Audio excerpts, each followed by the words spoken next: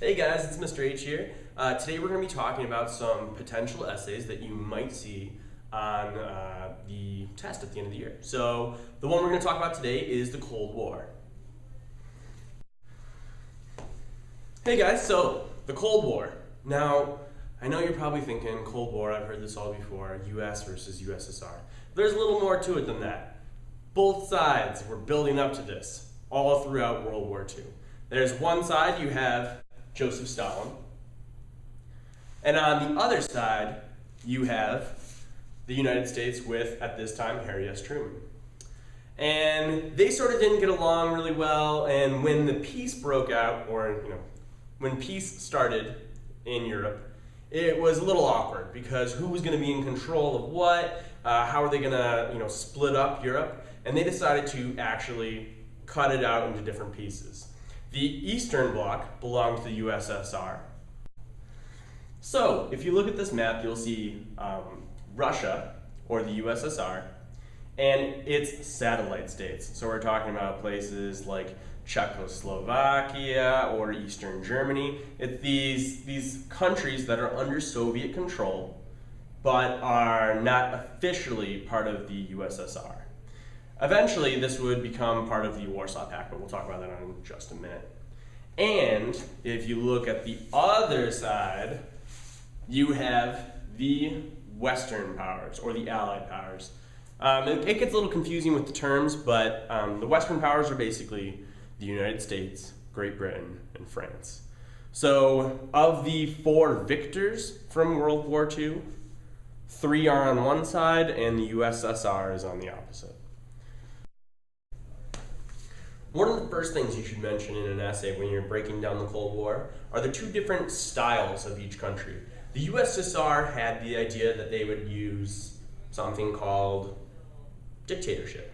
You probably heard this before. A dictatorship is when one person is in charge. There's like a supreme ruler.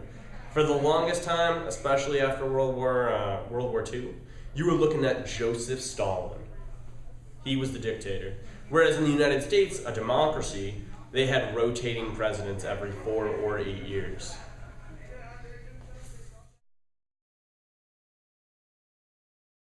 Both countries also differ in the way that they run their economies. One's a command economy, and that's sort of, where the government says, this is what you're producing, this is how much this is going to be made, everything's controlled by the government, or in this case, in the Soviet Union, it was all coming from Moscow. The orders were coming from Moscow. In the United States, it's what Adam Smith would describe as the invisible hand. So the market would dictate what was produced and how much it would cost, and whether there would be surpluses or deficits. That would all depend on the market.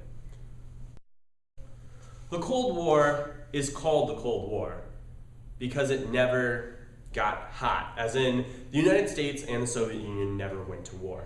There was always this worry that there was going to be nuclear bombs exploding, and people would practice, nuclear fallout drills where you'd have to hide under your desk and, kiss your you-know-what goodbye. But it was pretty much always fought in other places. So there was what we would call proxy wars. Proxy wars are basically when the United States would fund, or in some cases actually send US soldiers, to help out some cause that is fighting against communism and therefore against the USSR. The USSR would then send supplies and money to try and support that. And in that way, the United States and the USSR were able to fight. One such example is Korea. If you take a look at a map of Korea here, you'll see to the north is communist Red China, and to the south is where sort of the more democratic government was in power. It wasn't truly democratic, it was nationalist. And what happened was South Korean forces, along with the United States, were able to push communist North Korea up almost to the brink of China. And then China, along with the USSR, was able to sort of step in and help North Korean forces. So eventually it pushed them back down to the 38th parallel, which is the demilitarized zone, or DMZ, that is now the border between North and South Korea.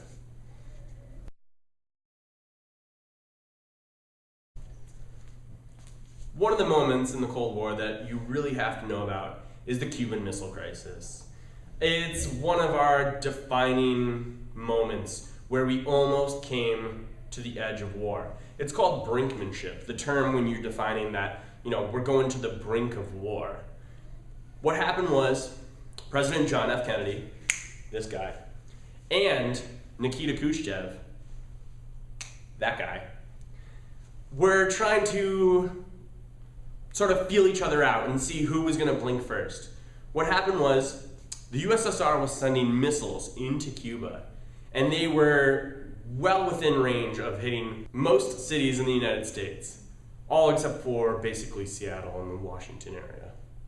So Kennedy felt immediately threatened.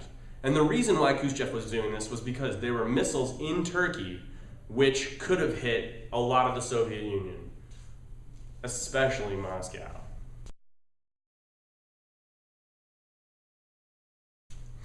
The space race was one of the key pieces of the Cold War. It was our moment when we decided to sort of amp things up. In 1957, Sputnik was launched. Sputnik was the Russian satellite that was first sent into orbit. And what it did was it sent down a signal. Beep, beep, beep. That's all it did. It wasn't able to spy on us or anything like that, but people started to freak out. People were like pulling their hair out. They were going crazy because they were like, the Russians are the first. Oh no.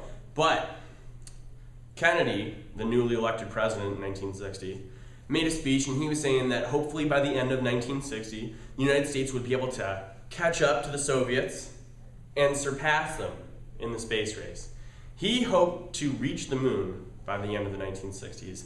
And after his death, there was a pretty significant effort to make that dream come true. And as you well know, in 1969, the United States was the first country to land on the moon.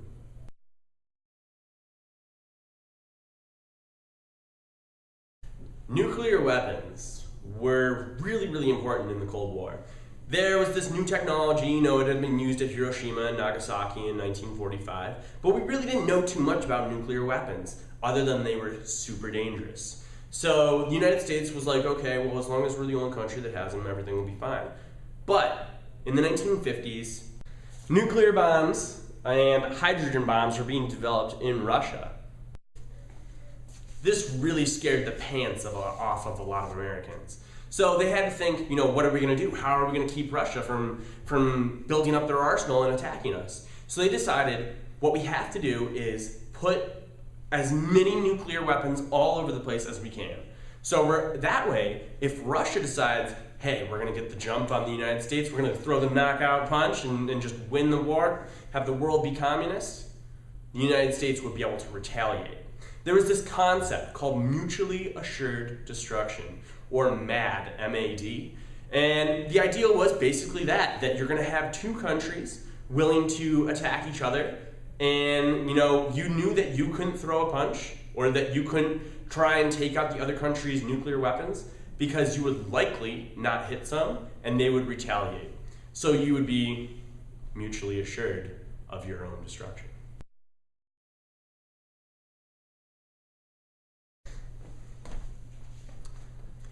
Towards the 1980s period in the USSR, there started to be these weird feelings in a lot of politicians. They started to think, maybe this wasn't perfect. Maybe things aren't as good as they seem. Our leader, Joseph Stalin, and before him, Vladimir Lenin, maybe the ideas that they crafted weren't exactly working out.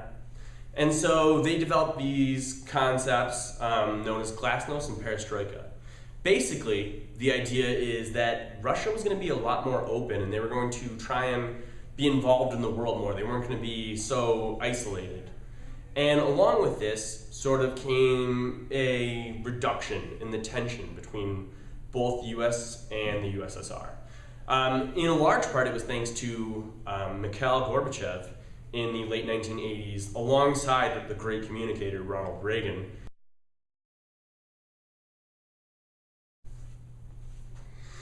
The United States and the USSR stopped fighting, eventually. The Cold War sort of had this weird period from 1989 to 1991 when it ended. It was, Russia was starting to fall apart. This economic sort of like aggressiveness where they had to, keep up in the arms race, keep up in the space race, might have been their downfall. There's a lot of different historical reasons why people think the USSR fell apart, but I think one of the most convincing is the economic reason. So the United States was able to keep spending, keep pushing the limit, and the USSR eventually wasn't able to hold on to that. Was that because one was communist and one was capitalist? I'm not an economics teacher, I don't know. Maybe. But that could definitely be something that you could talk about in your essay.